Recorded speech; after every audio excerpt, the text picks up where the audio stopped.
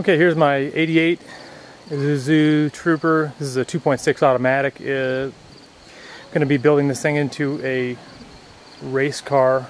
I hate to say race truck because you automatically assume it's going to be doing some off-road racing. This is actually going to be built for a road race, hopefully.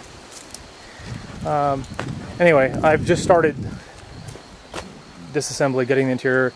I wanted to get in here and see what the floor and body look like. I know it's got some rust, I could see that from underneath, but I wanted to get an idea of just how bad it was, and it's really not all that bad, considering that this is being prepped for a race that requires $500 cars. I'm guessing that rust is something that's been seen before. I may need to get in there and patch some of that stuff up, but mainly what I want to make this video for is roll cage installation. I've done roll cages before in unibodies primarily. This being a full frame, I understand it needs to go all the way down to the frame. So I'm looking this over, and you know where you would put the rear hoop, the body mounts right here. And I was told that you need outriggers, and so I'm looking, and you know the frame comes out pretty far here, almost to the rocker, and it's already got a body mount here where it bolts through the body. And so what I'm looking for here is maybe just a little bit of feedback from you guys with experience on this stuff. Is that going to be sufficient? I guess is the question I'm asking. If I can pull that bolt out right there, drill that hole out, and then run my tube down and connect into that that bracket that's already there, if that would be considered sufficient. And we've got the same thing here, where the A-pillar tube would come down.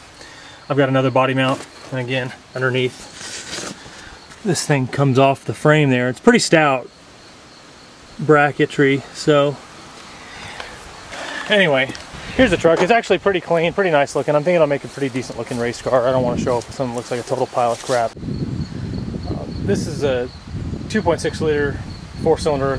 Currently with an automatic, I'd be installing a 2-wheel drive 5-speed, removing all the 4-wheel drive parts, and also removing all of the fuel injection and carbureting this thing, and obviously getting rid of an air pump and power steering and AC and cruise control and all that. I'd like to get this engine bay cleaned up as much as possible in case I need to get in here and actually do some work. I'm hoping we won't have to do that, but that's always a possibility in racing. Hoping to run these factory 15x7s just because the whole point of this is to run a Trooper, and I think if I could keep it on the stock wheels and keep the stock appearance of the truck as much as possible, it would just kind of play into the whole theme of it. So that's the plan. I'll keep this documentation going through the process, and hopefully we'll be able to make it.